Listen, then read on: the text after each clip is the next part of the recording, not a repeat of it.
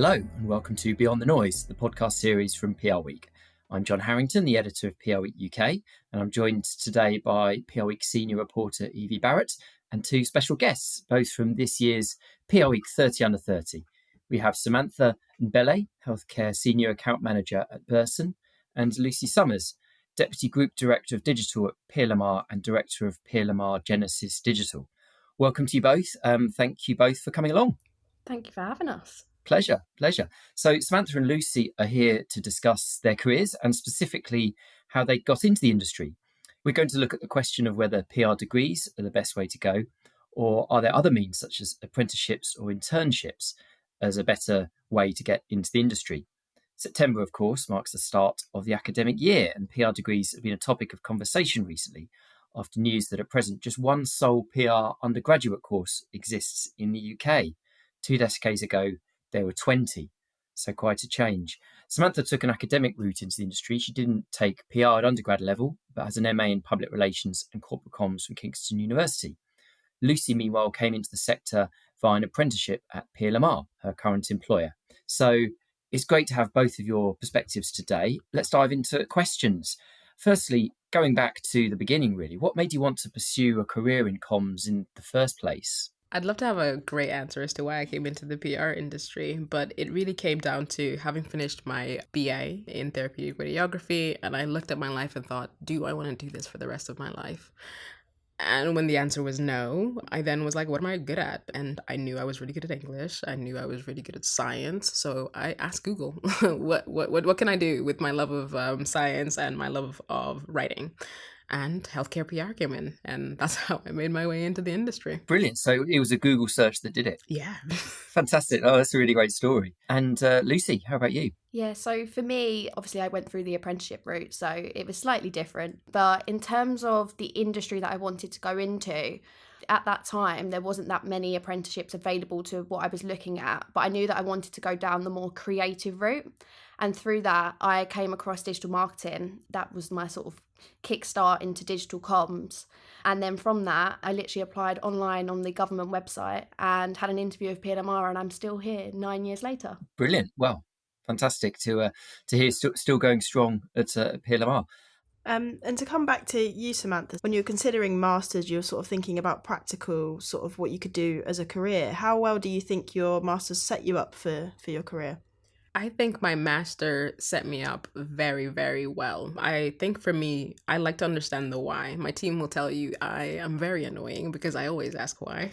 So when I came into the industry in my internship that I did at Ketchum, I came in with that better understanding of the why we were doing everything. So it really set me up in my mind to then excel because I wasn't just on the back foot. I knew exactly what everything meant, which meant I could think through and rationalize things and get to a faster conclusion. Great. And I'm interested to know as well why you sort of went for the MA option rather than a BA in PR. Was it a sense that you really wanted to kind of do something more academic at the start and then your mind was sort of solidified as it went on a bit somehow? I think it was for me, it was like I wanted to continue this idea of moving forward. So doing another BA for me would have felt like I was stuck. So I still wanted to move forward with my life at that point, and learn something without taking a gap between what was my BA and then actually starting into the world of work. Great. And it'd be good actually to talk about what the MA was like, you know, what you sort of studied on it, what the sort of main areas that you were tested on and that sort of thing, if that's okay. So I did an MA in public relations and corporate communications. So a lot of the day-to-day was split really between, we initially started with pure marketing. What is marketing about? Segmentation, really understanding your audiences. And then further down, we kind of split off into the PR and corporate comms group who then focused purely on what PR meant. What does it mean to communicate on behalf of the business? Really understanding the business needs and communicating whatever in that time that they care about. So it was really a lot of theory, definitely. But what I really enjoyed is that we actually had somebody from for instance, from the CIPR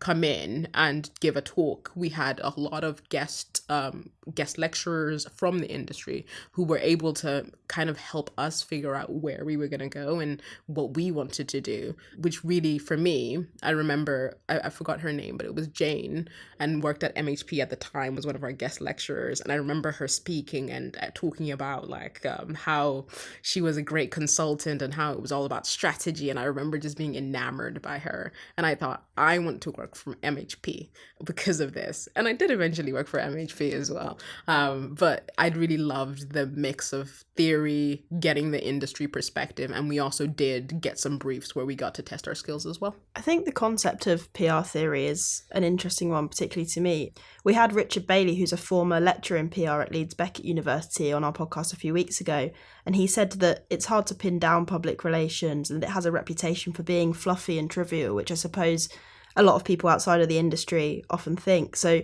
it made me wonder, sort of, not to sound naive, but what PR theory actually entails and what you learned on that side of it. To be honest, I think what we learned at Kingston was really about change, behavioral change, right? Essentially, I like to think of our industry as a behavioral change thing, the science of getting people to buy into something. And that's essentially how and what we learned on the MA. And it was fascinating. There's definitely different perspectives. And I don't think there is a one size fits all. And we understand this because we have many different agencies who do a great job, just in different ways. Amazing. Great. So moving on to Lucy, what made you choose the apprenticeship route? What have you seen of the advantages of going down that route? Yeah, so for me, I mean, back in 2016, I remember I was pretty much all of my friends were putting together their applications for university. And for me, that was just not something that was of interest to me at all. I started working part-time when I was 16 and I really enjoyed working with people, earning money, of course, and also just learning on the job, which I felt like I wouldn't be able to do through a university degree. And especially for me, as I said, I had an interest in being more creative and I didn't think that I'd be able to do that through a university degree. And for me, it felt a bit like a waste. And if I was going to go to university, it would have been in London because I'm definitely a bit of a home girl. And to be honest with you, at that time, there wasn't that many opportunities for people. They weren't readily available like they are now with apprenticeships. You know, there's sort of apprenticeship agencies that can help you with those sort of things. And for us at school, we weren't really signposted to anything. So it was pretty much down to research that I came across it. I had heard of apprenticeships. They've only been associated maybe with business administration and construction, hairdressing. But for what I was looking for, even with just comms in general, there wasn't really that much available. I applied for a few different apprenticeships and then came across a digital marketing apprenticeship, which was with PLMR. And I went for the interview and I literally finished my A-levels in the summer and I started my apprenticeship in the September. So I didn't mess about. I wanted to get straight into it. But I mean, the advantages that, I mean, it's quite interesting to hear about, you know, what you liked about your degree, because there's quite a few similarities in terms of apprenticeships, because there is the perfect balance of the coursework element, but then putting it into application. And I know you sort of touched on how did that look? I mean, it's slightly different, but it would be focused around different services that we actually provide at PLMR, so it linked very, very nicely. But sort of how that would work, you know, from a more of a behavioural point of view as well. And there was lots of different things. And, you know, I would sit down with my employer and they would sort of carve out time and clients and work that met what my coursework and how I was going to achieve my qualification at the end. So yeah, no, it was definitely the best possible route for me. And, you know, I hope that being on this podcast will inspire other people to get into it as well. Yeah, definitely. So would you sort of typically, at the start at least, be sort of shadowing senior people in the different departments and kind of learn on the job that way? Yeah, so I mean, when I started, looking back at it now, there was only 3 of us in the team and we now have 9 people in the team and we are expanding. But yes, because there was only a small team, I pretty much just shadowed my manager for a full year. It's also on the employer in terms of helping the person to be motivated. And, you know, I was definitely challenged in that year, but it's what made me.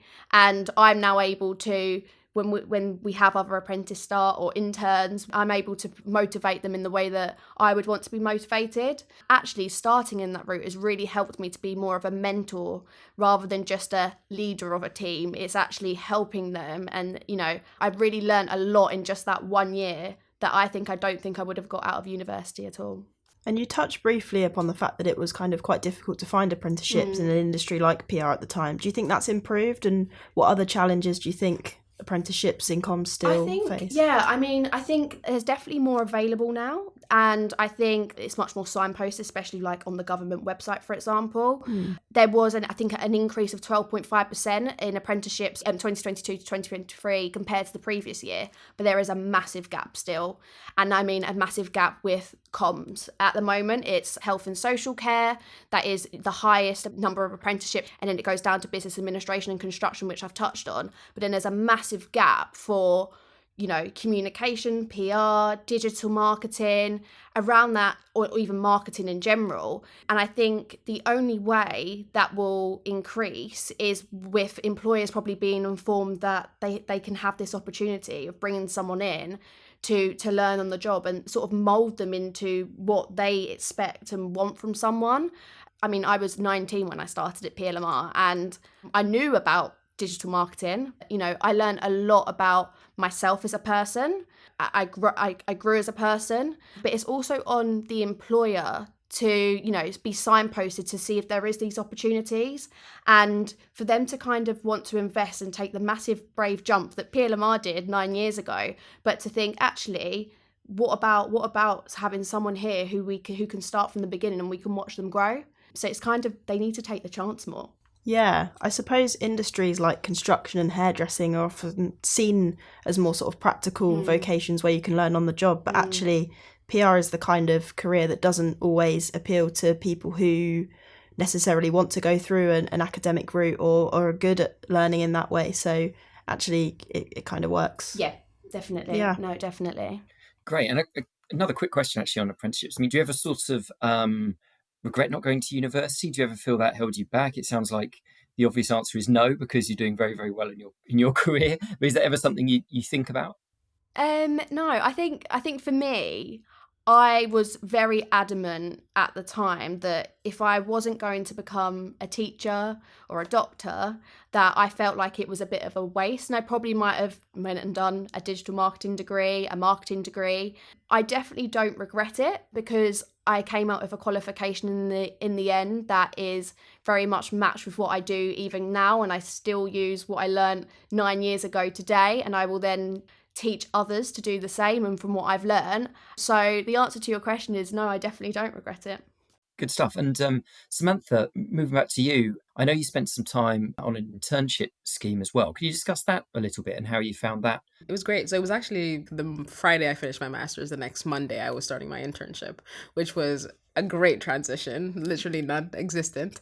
But it was challenging in that I had to get out of my head a little bit when it came to the internship, because you learn all of these grand ideas, and on a master's degree, you theorize a lot, right? You really talk the talk, and you want to say, you are the pinnacle of education when it comes to this specific topic. And then you get into the day-to-day, and no one's using the theories that you've learned for a year, or they're not vocalizing that they're using them, or it's not very clear how they're using them. And everybody's just kind of doing what they need to do and what their specific company has taught them to do and their way.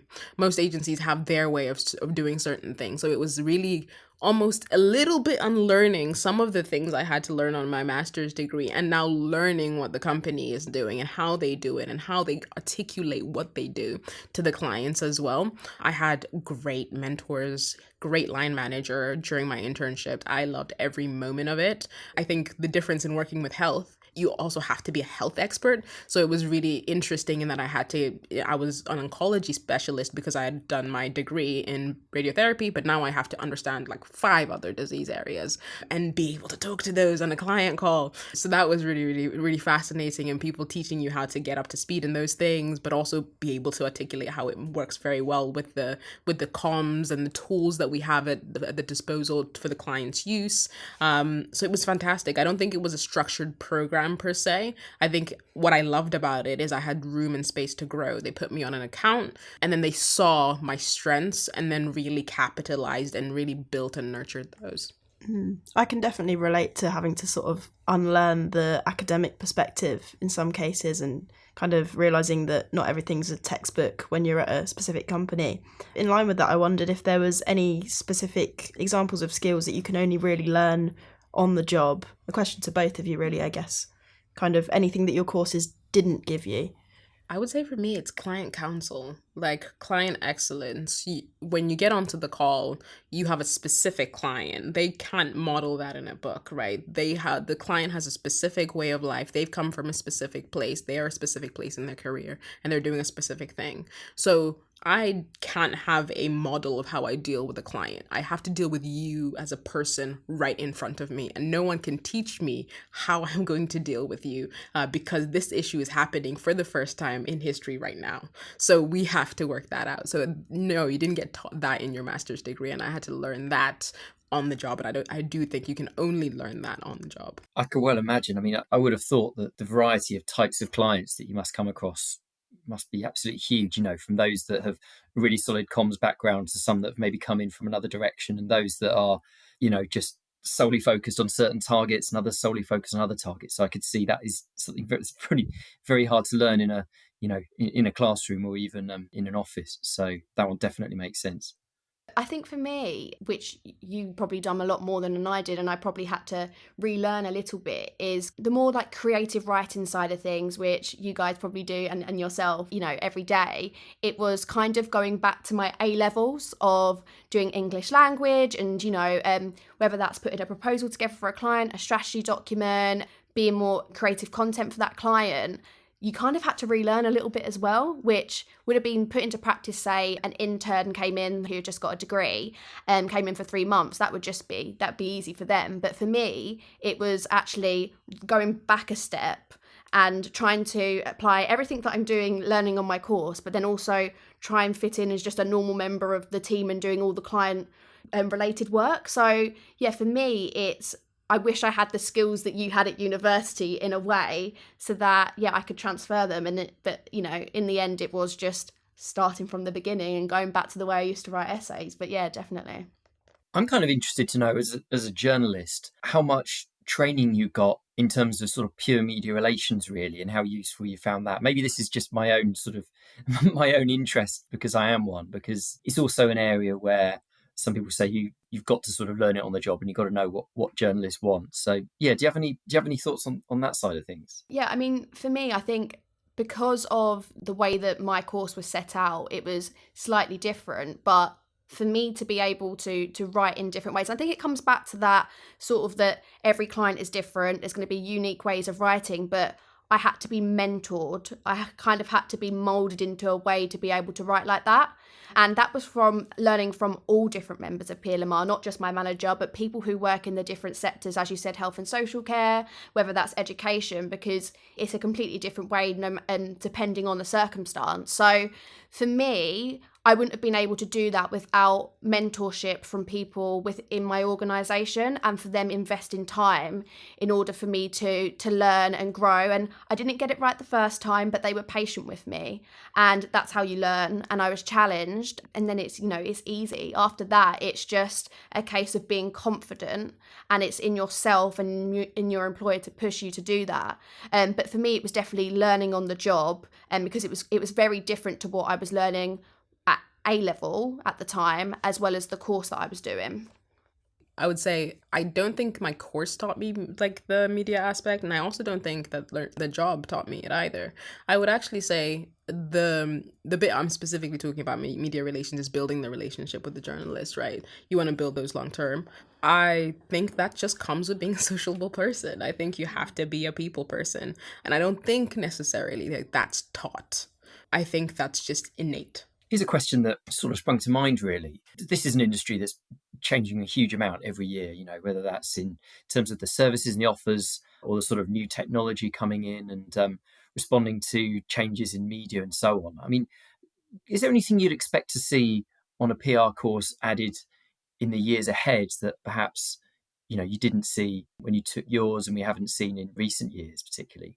Definitely, especially for the course that I did, it's going to be developing technologies, whether that's AI. I think AI will be a massive part of learnings going forward, and is a massive part of what we're trying to explore within my agency at the moment, and I'm sure other agencies are doing that as well as our clients. A lot of them have sort of raised questions with us on how that will change, and are very nervous about that. So I think that will have to be considered with, the upcoming courses that, whether they're reviewed, not this year, but years to come. But I think that is going to be a massive part over the next few years, and something that even my team now are looking to upskill on and make sure that we're prepared, because this is a whole new world. And as I think I've mentioned, digital comms and it's evolving all the time. So it's, we have to be fully prepared to ensure that our clients feel like they're supported.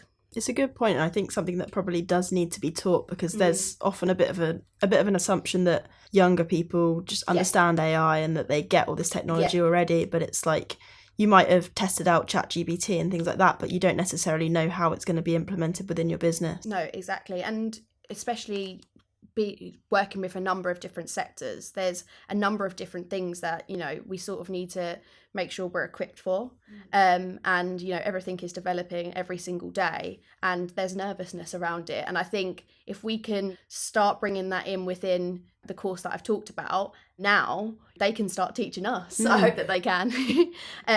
Even now, if we were to take on an intern, they're teaching us things that we don't know.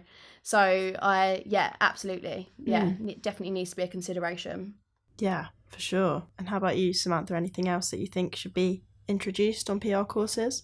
I would definitely second that on the AI piece. Our team are definitely talking about it a lot more. But just to give a different answer, I would actually say, I don't think in my course anyway, it was taught very well how to communicate with diverse audiences. Living in a globalized world, we've got people who don't speak English in London, and we've also got people who have disabilities, right? So I don't think we cater enough to that as an industry and thinking wider than this specific segment. I think what my course taught me, which I haven't seen implemented in the industry, is really going back to segmentation properly.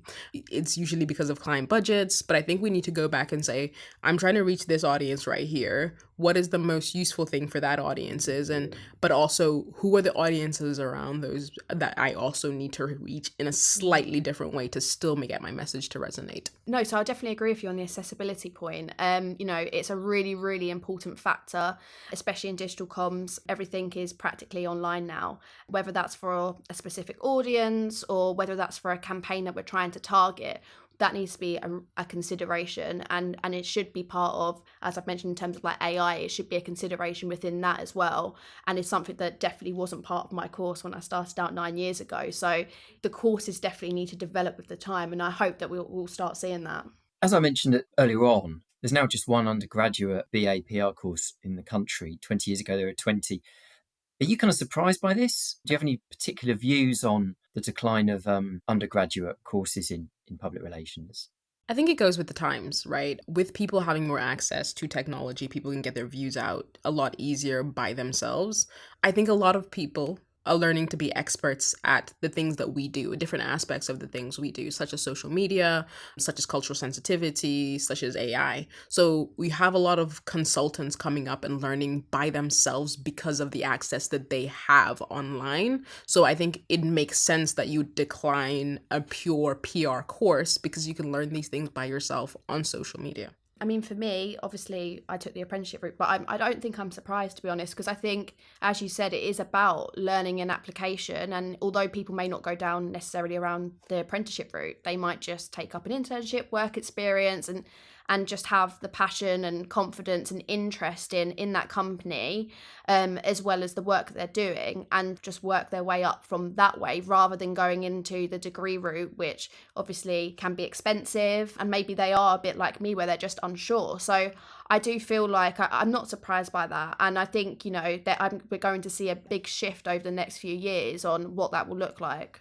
Anecdotally, it does feel like journalism courses are still quite popular, and I think I mean, I've certainly spoken to quite a few sort of younger people who studied journalism and then ended up working in PR. I mean, John made the point on an episode a few weeks ago that it's an interesting kind of contradiction where journalism jobs seem to be declining and PR jobs are kind of thriving, but you get a lot of people still studying journalism and then getting into the industry. I wonder if you had any thoughts on sort of why that might be. From sort of an outsider's perspective, it's probably maybe like the cultural side of things. They're probably looking at agencies, thinking, I can still do the creative writing piece that I want to do within more of a collaborative environment, more, looking at the way that they work and the team building side of things. Like, looking at journalism, it can be quite solo.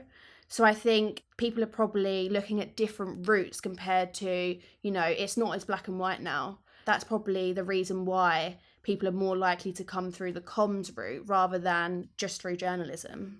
Have you sort of found your experiences have left you with networks of people who you're still in touch with and you come across and follow on LinkedIn and have sort of added to your career, as it were? Yes, definitely. So, my course was part of a wider course of, kind of group of courses under marketing. So I think for me, under that wider umbrella of marketing, I definitely have people I still connected with that still on a semi-regular basis that we still keep in touch and say, okay, what did you learn in your course? And is it actually applicable to what you're currently doing? Some people have completely left the whole marketing or marcoms part of the career, but some people are still here doing their things. And it's really interesting because I'm pretty much the only one who's gone through like the agency route. So a lot of them are working for a company specifically. So it's kind of nice to compare notes and also, selfishly for me to understand what they're looking for as a client, even if they're not necessarily a health client like I would be looking at.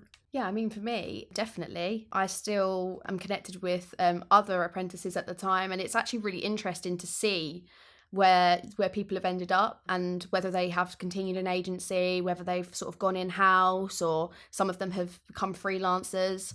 That is really, really interesting. And to be quite honest with you, the majority, if not all of them, have stayed within the communications industry, which is really, really positive and interesting to see. And I mean, I'm actually still in touch with the lady who ran my apprentice agency, and she helped me all the way through. She's always commented on my posts just to, see my journey. So yeah, and that's actually really comforting and lovely to see. It's good to hear. And what advice would you give to someone who might be listening and is thinking about a career in comms but doesn't know what to do or where to start? I would say Google it.